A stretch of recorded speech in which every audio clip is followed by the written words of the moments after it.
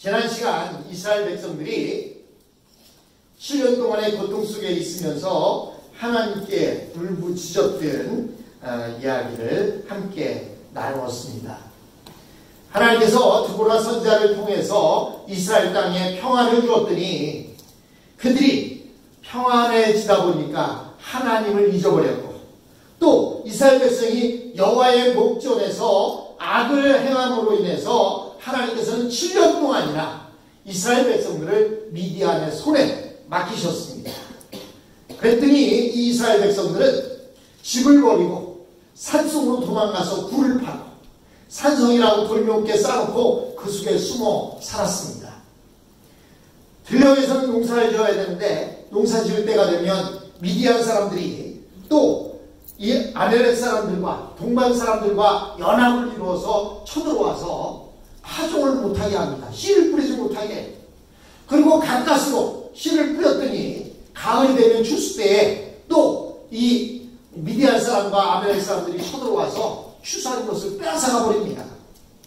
이렇게 7년을 살다 보니까 너무나 고통스러웠던 거예요. 그래서 그들이 오늘 본문에 보니까 6절에 이스라엘 자손이 미디안을 인하여 여호와께 부르짖었다, 이렇게 성경은 말하고 있습니다. 참 우리는 미련해요.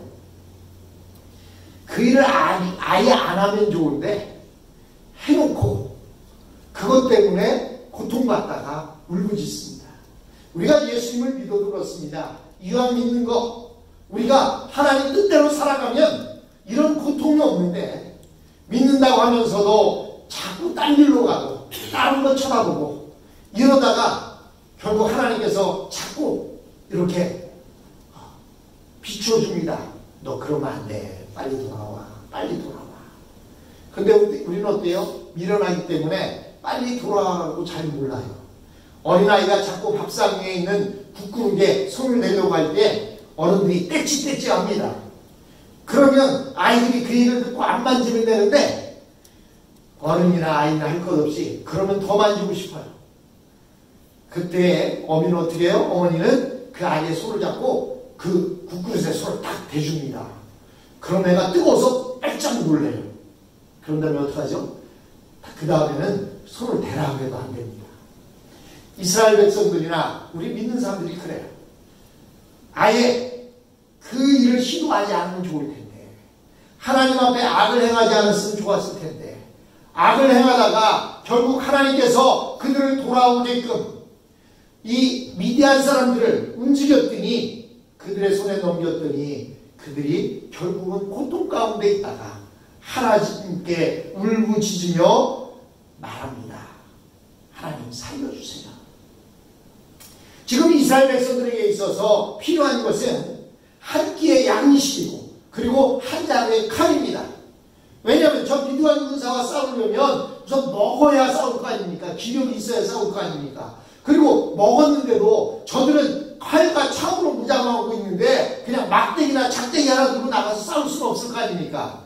그러니까 현재 이스라엘 백성들은 스스로 생각하기를 하나님 앞에 울부짖으면 하나님께서 그들에게 먹을 양식을 주시고 하나님께서 그들에게 칼자루를 쥐어줄 줄 알았어요. 그러나 하나님께서 그런 것들을 주시지 않았습니다. 그 대신 오늘 본문에 보니까 한 예언자라고 이렇게 되는데 그 사람의 이름이 누군지 아무도 모릅니다. 근데 단 하나님께서 한 이름 없는 선지자, 예언자를 이스라엘에 보내셔서 먼저 하신 일은 문제가 무엇인지를 진단하게 하셨습니다. 우리 한국 사람들 지난 시간에도 말했지만 병원에 가면 아유 내병 내가 잘하는데 주사 한 방 놔주세요. 주사 한 방 맞으면 끝이야. 아유 다른 거 필요 없어요. 무슨 진찰이야. 아유 무슨 엑스레이 찍고 아유 내병 내가 잘하는데 그냥 나 주사나 한 번에 놔줘요. 마시 하나만 주면 나는 그냥 뚝딱 마사요. 예. 진통제 먹고 주사 한 방 맞아서 나을 수는 있을 거예요. 그러나 정확하게 진단해보지 않고 진통제나 주사 한 방 놔주면 어떻게 될까요? 그 병을 점점 더 키웁니다. 그래서 나중에는 고칠 수 없을 정도로 병이 퍼지게 되는 경우가 있어요. 그래서 의사 선생님들은 아무리 우리 한국 사람들이 가서 내 병은 내가 잘하는데 라고 말해도 의사 선생님은 그 말에 콧방귀도 안 거예요. 그리고 뭐합니까? 의사 선생님이 얘기합니다. 예, 알겠는데요. 제가 묻는 거에 이야기해 주세요. 언제부터 아프셨어요? 어디가 아프시죠? 잠잘 때는 어때요? 숨쉬기는 어때요? 여러 가지를 묻습니다. 그리고 이어서는 진맥을 합니다. 몇 바퀴 몇 번씩이나 뛰는지, 그리고 규칙적으로 뛰는지, 청진기를 대서 귀에다 대고 가슴에도 대보고 배에도 대보고 어떤 소리가 나는지 들어봅니다. 그리고 그것만 가지고도 부족하면 그 다음에는 엑스레이를 찍고, 그것도 부족하면 캣스캔을 한다든지 MRI를 찍어서 정확하게 병명을 찾아내야 단번에 치료가 되는 거예요.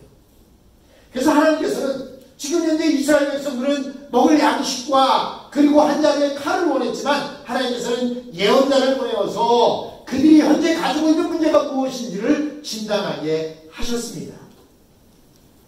하나님은 그 예언자를 통해서 이스라엘 백성들의 죄를 책망하셨습니다.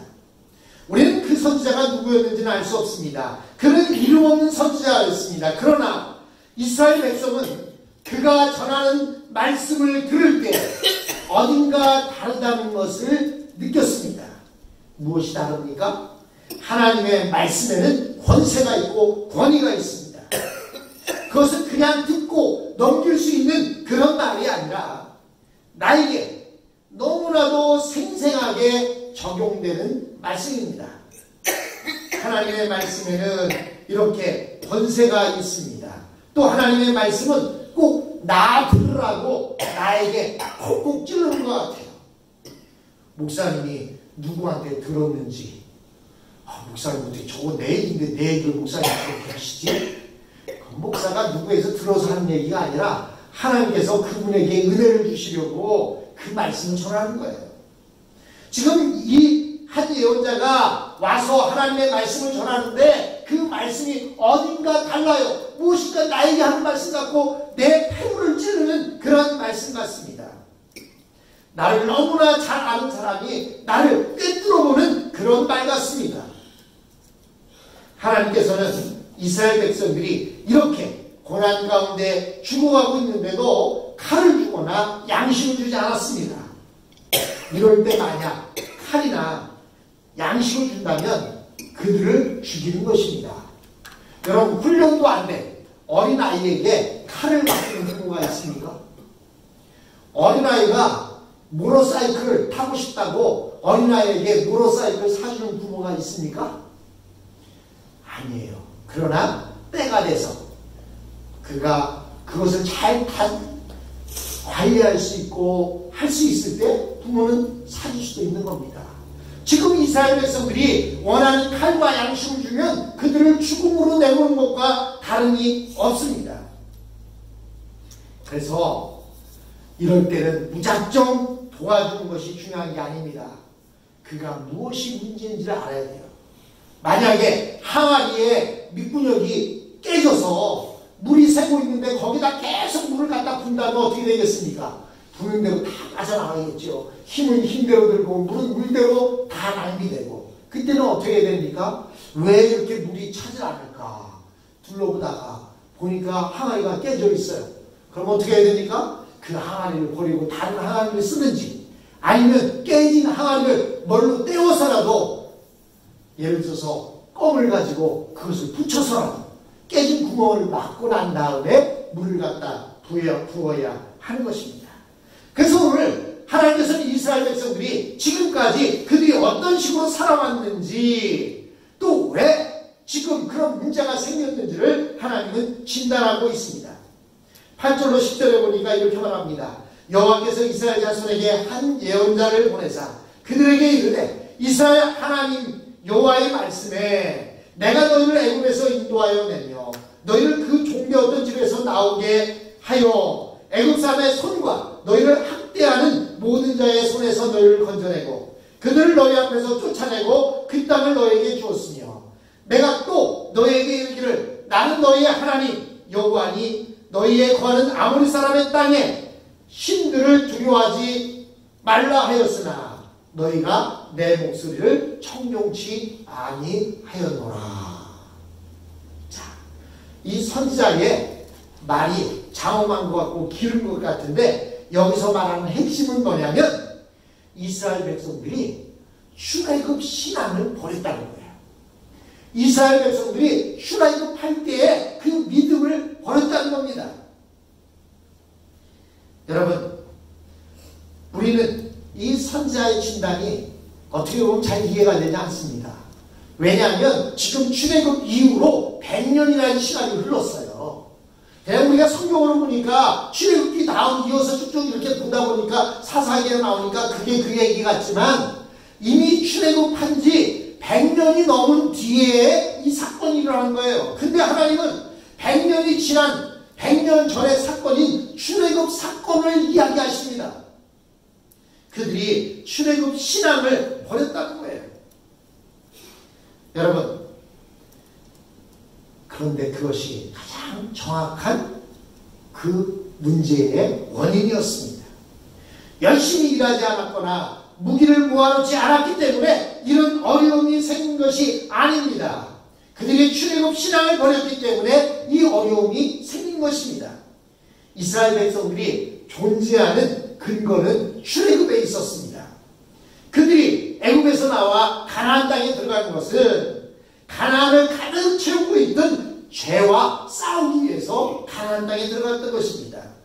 하나님이 아니면서도 하나님의 행세를 하는 모든 우상들을 몰아내고 음란과 도덕질과 살인을 몰아내기 위해서 하나님께서는 이스라엘 사람들을 세우시고 그들을 애굽에서 이끌어서 가나안 땅에 들여놓았던 것입니다.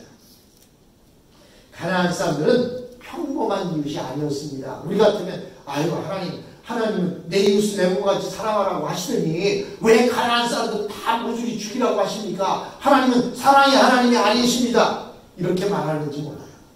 그러나 가나안 사람들은 평범한 사람들이 아니었습니다. 그 남자들은 모두가 다 무당이었고 또 여자들은 모두가 다 창녀들이었습니다. 하나님은 이 무당과 창녀들을 모두 몰아내고 깨끗한 새 사회를 건설하도록 자기 백성들을 애굽에서 끌어내어서 가나안 땅에 데려다 놓았던 것입니다. 그러나 그들은 먹고 마시는 것 때문에 덜컥 문제가 생겨버렸습니다. 그들은 대대로 목축업자로 살아왔습니다. 양을 치고 염소를 치고 풀을 먹이면 그 다음 지역으로 풀을 먹기 위해서 이동하며 살아온 사람들이었습니다. 그렇던 사람들이 가나안 땅에 들어가서는 농사를 지어야 했습니다. 그들은 전혀 농사 짓는 법을 몰랐습니다. 저처럼 농사 짓는 법 모르면서 씨만 뿌려보니까 그 씨에서 열매가 안 나요. 우리 정문자 집사님이 아삭이 고추라고 고추 모종을 줘서 심어놨는데 하나도 못 따먹었어요. 왜 그런지 그렇게 안 자라요. 자라야 열매가 맺힐 텐데 안 자라. 그런 걸 줘야지. 그렇죠. 이스라엘 백성들이 그걸 몰랐던 거예요.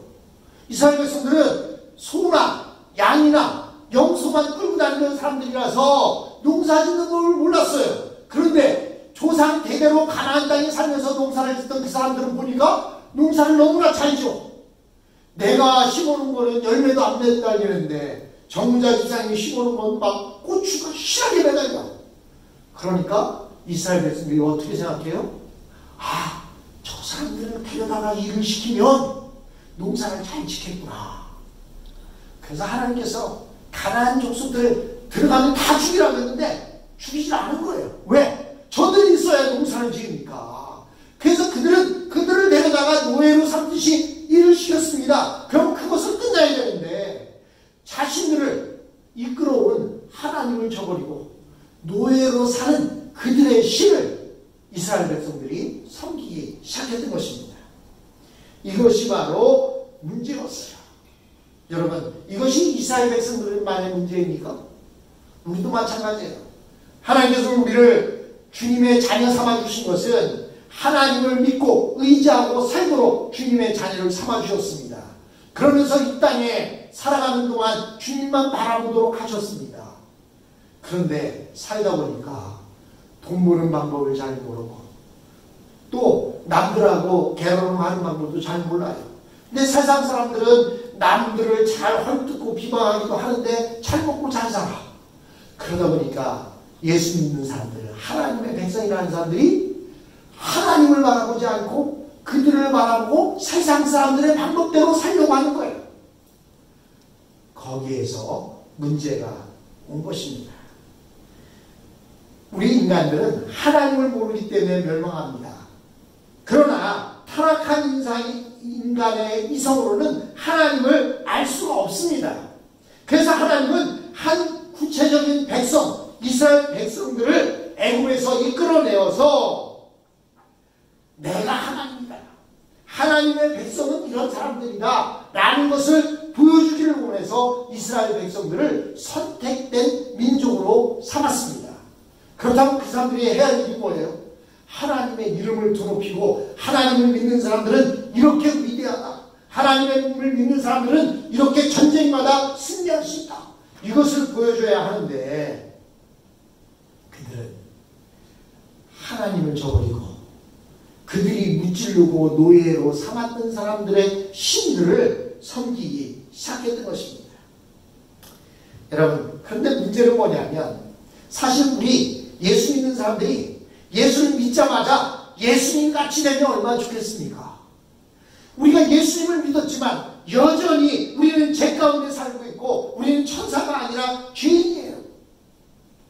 예수를 믿는다고 하면서도 남의 좋은 것 보면 그거 탐내고 남의 거 빼앗고 싶고 또 그냥 하나님이 하지 말라는 것도 어느 때는 나도 모르게 하는 내 자신을 발견합니다. 왜 그렇습니까? 우리는 하나님의 백성이 되었지만 아직 완전한 하나님의 백성이 아니기 때문에 내 안에 죄성이 살아있어요. 그래서 자기도 죄인이면서 하나님을 나타내려고 하니까 얼마나 어렵습니까? 목사인 저도 어느 때에는 원치 않는 죄를 지키기도 하고 남의 것을 탐내기도 하고 빼앗고 싶어도 하고 이런 죄성이 있는데, 죄성이 있는 죄가 여러분 앞에서 여러분들은 죄 짓지 말고 사십시오, 우리는 하나님의 백성이 되어야 됩니다, 우리는 거룩한 백성이 되어야 됩니다 라고 이렇게 외치려니까 얼마나 힘이 듭니까? 혀가 짧은 서당의 훈장님이 바람풍을 해야 되는데 혀가 짧아서 바람풍이 안 나오고 바람풍 하는 거예요. 그게 우리의 모습이에요. 그러니까 그래도 이 훈장님은 얘기합니다. 나는 혀가 짧아 바람풍하지만 너희들은 바람풍해라 라고 말하는 거예요. 목사님 저도 마찬가지입니다. 저도 부족하지만 우리 한번 이렇게 살아봅시다 하고 말하는 건데, 그런데 그렇게 지적을 하다 보면 어떤 이야기가 생깁니까? 저도 못 살면서 뭘 남한테 그래, 이렇게 손가락질하는 사람들이 생겨요. 당신도 바람풍하면서 우리 보고 무슨 바람풍하라고 그래, 이런 사람들이 생기는 거예요. 손가락질하는 사람들이 생기는 겁니다. 그러니까 두 가지 방법이 생겨요. 하나는 그래 나도 어차피 죄인인데 에이 마음껏 살아보자, 그냥 죄 속에 풍덩 빠져서 살아보자 하고 세상으로 나가는 사람이 있고, 한 사람은 어떻게 해요? 타협을 합니다. 그래 내가 니네들도 인정할 테니까 니네들도 나를 인정해. 구원은 오직 예수님께만 있는데 그래 네가 믿는 부처도 구원이 있고 네가 믿는 유교도 구원이 있고 네가 믿는 이슬람도 구원이 있어. 그러니까 내가 믿는 하나님한테도 구원이 있어. 우리 그냥 타협하자. 이렇게 두 가지 방법으로 변화되는 겁니다. 이것이 문제라는 거예요. 내가 아무리 죄 있는 죄 많은 사람이라 할지라도 여러분, 부모가 도둑질한다고 자식들한테 너는 도둑질하지 마, 그러면 그 자식이 뭐라고 얘기합니까? 아빠도 도둑질하면서 왜 나는 도둑질하지 말라고 해요? 나는 도둑질 할 거예요. 그럼 되겠습니까? 아버지는 험한 인생을 살았어도 자식들에게는 너는 험한 인생 살지 마라. 너는 나를 닮지 마라. 라고 얘기하는 게 부모의 마음 아닙니까? 그런데 그래, 내가 도둑이니까 너도 도둑질해라. 데리고 다니면서 도둑질하는 거 가르쳐주고, 밤에 감 넘는 거 가르쳐주고, 금고 어디에 가면 뭐가 있을 것이고 가르쳐주고, 이런다고 한다면 그게 진정한 아버지일까요? 여러분, 이스라엘 백성들은 자신들이 하나님 안에서 떳떳하게 살지 못하게 되자 자신들이 무뎌지기 시작합니다. 그리고 무뎌지는 것으로 끝나는 것이 아니라 그들의 죄를 같이 지고 또 그들이 믿는 그 하나님 아닌 것을 하나님처럼 이렇게 섬기고 살았다는 거예요. 여러분, 많은 사람들이 예수 믿다가 중도에 타락하는 이유가 바로 여기에 있습니다. 가만히 보니까 다른 사람들은 다 성령이 충만한 것 같고 열심히 신앙생활 하는 것 같은데 나만 그냥 성경책 들고 왔다 갔다 하는 그런 사람 같아 보이는 거예요. 그럴 때 드는 생각이, 에이, 나만 이렇게 성경 찍고 괜히 왔다 갔다 하느니 에이 관둬, 나 교회 안 나갈 거야 하고 세상 밖으로 빠지는 사람들이 있다는 겁니다. 그러나 여러분, 우리 예수 믿는 사람들은 조금 더 낫고 조금 더 부족할 뿐이지 완전한 의인은 없어요. 그래서 의인은 없나니 하나도 없다고 예수님은 말씀하셨습니다. 의인은 없어요. 다만 나보다 조금 더 신앙생활 더 잘하는 거고 내가 조금 더 못하는 것 뿐이지, 또 나도 열심히 하면 저 사람만큼 할 수 있고요, 저 사람도 저렇게 의인 같아 보이지만 그 속에는 말 못할 죄들도 꽈리를 들고 있다는 사실입니다. 하나님께서는 그런 이스라엘 백성들에게 이렇게 말씀하십니다. 아모리 사람의 땅의 신들을 두려워하지 말라라고 말씀하십니다. 네가 이 땅에 살면서 죄가 좀 있다고 그거 두려워하지 마. 왜? 그것 때문에 예수님이 이 땅에 오셔서 십자가를 지고 나에게 죽으셨습니다. 그래서 지금 하나님은 이스라엘 백성들에게 그 아모리 사람의 땅의 신들을 두려워하지 말라는 거예요. 여러분, 우리가 이스라엘에 살면서 죄 짓는 거 두려워하지 마세요. 안 지으려고 노력하지만 어쩔 수 없이 지은 죄라면 하나님 앞에 자백하세요. 저는 밑보고 위로사 우리 집에 사시며 모든 불의에서 우리를 깨끗게 하신다고 성경은 말씀하고 있습니다. 우리 모두가 다 의인이 아니에요. 다만 예수님께서 우리를 의롭다 칭해준 것 뿐이에요. 아직도 죄가 있는데 의롭다 칭해준 거예요. 왜? 예수님의 보혈의 피를 믿기 때문에. 여러분, 우리가 빠져나올 수 없는, 덫에 걸리고 빠져나올 수 없는 죄 가운데 걸려있다고 생각된다면 가장 먼저 해야 할 일이 뭐냐면 하나님의 말씀 앞으로 나와야 하는 것입니다. 하나님의 말씀 앞으로 나오면 하나님께서 우리의 문제를 진단해 주시고 우리로 하여금 그곳에서 빠져나갈 길을 만들어 주신다는 사실입니다. 여러분, 지금까지는 두려운 하나님 대신에 세상 것들을 바라보고 살았다면 이제부터는 나를 구원하시는 하나님만 바라보고 살아야 합니다. 하나님께서는 우리로 하여금 이제 너희는 온몸을 다 씻었으니까 발만 씻으면 된다고 말씀하십니다. 예수님의 보혈의 피로 온전히 깨끗하게 씻겨졌음으로 인해서 여러분, 우리가 매일 밖에 나가지 않고 하루 종일 집에 있을 때는 어떻게 해요? 어느 때는 그냥 손과 발과 얼굴만 씻고 잠자리에 들지 않습니까? 근데 밖에 나가서 열심히 일하고 땀 흘리고 먼지 뒤집어 쓰고 한 사람들 손발만 닦고 자나요? 샤워하죠. 우리는 이미 예수님의 보혈의 피로 온몸을 다 샤워하고 있는 사람들입니다. 그래서 손으로 뭐 좀 만졌으면 손만 씻으면 되는 거예요.